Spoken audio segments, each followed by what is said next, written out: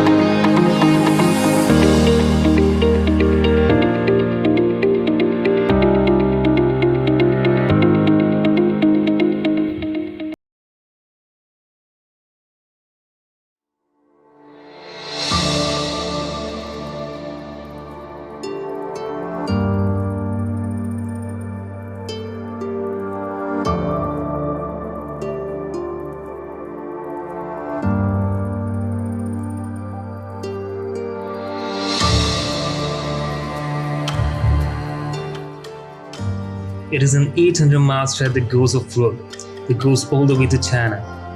It is one of the highest paved roads on earth. Built by Pakistan and China, it is a major trade route helping to generate 11 billion pounds of trade a year between the two countries. We're on Karakoram Highway a few days now. This last stretch has been really smooth and developed and safe, and it's this friendship and this relationship that the Chinese have got with Pakistanis. It feels like something happening. That's the thing. That feels like something happening. In return, the Karakoram Highway gives China direct road access to Khodr port on Pakistani's coast, where traffic from Chinese commercial and naval vessels is growing, and for Pakistan, it is open up remote areas like Etbal Lake to tourism. The China connection is big. The two countries have now signed a £46 billion series of construction deals that should rapidly modernize Pakistani infrastructure and strengthen the economy.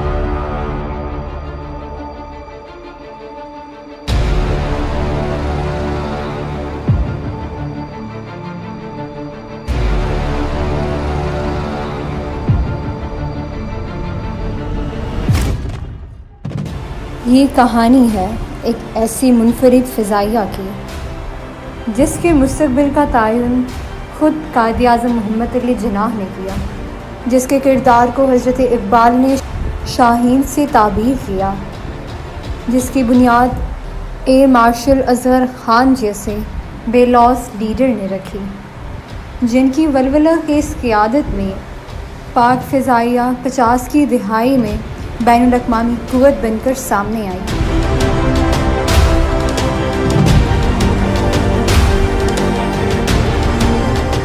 انیس سو 65 کی جنگ میں martial نور خان کی سربراہی میں پاک فضائیہ نے اپنے سے 3 گنا دشمن کو گھٹنے ٹیکنے پر مجبور کر دیا اور قوم کے امنگوں کی ترجمان بنتے رہے۔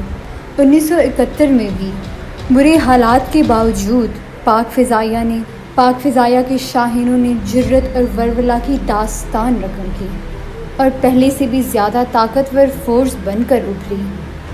80 کی دہائی میں طاقت کے نشے سرشار سوویت یونین نے جب پاک سرزمین پر جنگ مسلط کی تو پاک فضائیہ پھر قوم کا سرمایہ بن کر ابھرا۔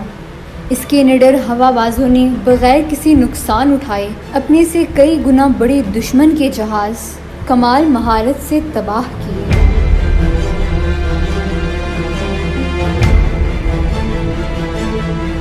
چاہے وہ کارگل کا محاذ ہو یا آپریشن سینٹینل، پاک فضائیہ کی بروقت حکمت عملی اور پیشہ ورانہ صلاحیت سے دشمن کو ہمیشہ مات ہی ملی ہے۔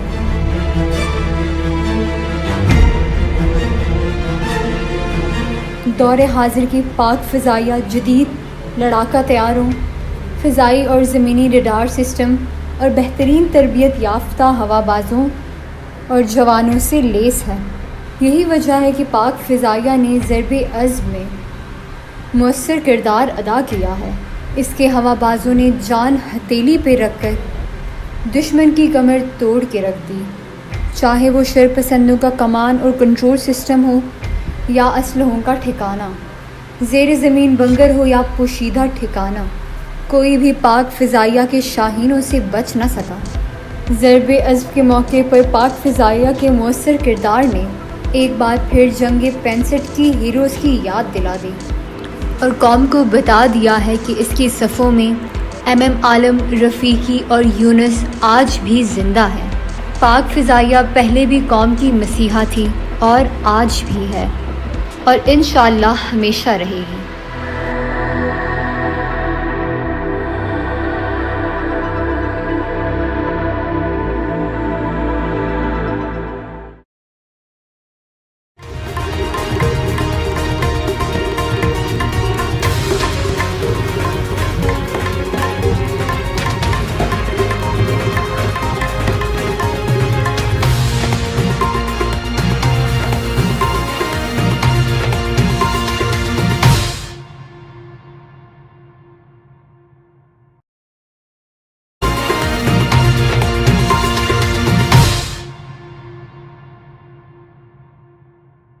Welcome back. خبرنامے کا باقاعدہ آغاز کرتے چلیں اور آپ کو بتاتے چلیں کہ حبیب آباد میں کام نہ کرنے پر دکاندار نے معصوم بچے کو وحشیانہ تشدد کا نشانہ بنا ڈالا. منور نامی دکاندار نے 8 سالہ بچے کو بہیمانہ تشدد کا نشانہ بنایا. نیوز آئے نے تشدد کی ویڈیوز حاصل کر لی ہیں.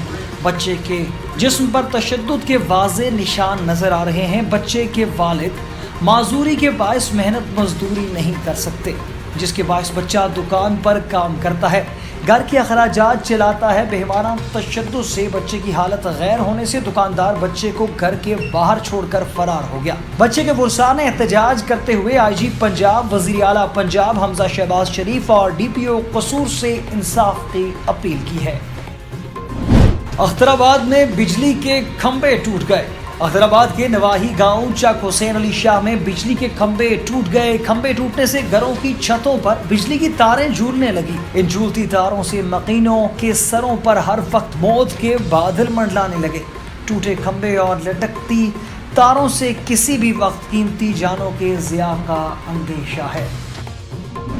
محکمہ ریلویز نے ٹرینوں کے کرائے میں 10 سے 15% اضافے کا نوٹیفیکیشن جاری کر دیا. محکمہ ریلویز نے کرایوں میں اضافے کا نوٹیفیکیشن جاری کیا ہے، جس کے مطابق میل ایکسپریس ٹرینوں کے کرایوں میں 10% اضافہ کیا گیا ہے. محکمہ ریلویز نے مال بردار ٹرینوں کے کرایوں میں بھی 10% اضافہ کیا ہے، جبکہ کارگو ٹرینوں کے کرایوں میں 15% اضافہ کیا گیا ہے. نوٹیفیکیشن کے مطابق ٹرینوں کے کرایوں میں اضافے کا اطلاق 17 جون 2022 سے ہوگا. محکمہ ریلویز کا کہنا ہے کہ مسافر ٹرینوں کے کرایوں میں اضافہ نہیں کیا جائے گا. گزشتہ روز لاہور میں میڈیا سے گفتگو کرتے ہوئے ریلوے وزیر سعد رفیق کا کہنا تھا کہ ریلوے کا خسارہ کم کرنے کے لیے اقدامات کر رہے ہیں. 2013 میں جب چارج سنبھالا تھا تو ہمارا ریونیو 18 ارب روپے تھا، جبکہ 2018 میں بڑھ کر 50 ارب روپے ہو گیا، لیکن دوبارہ آئے ہیں تو ریلوے کا خسارہ 37 ارب ہو چکا ہے.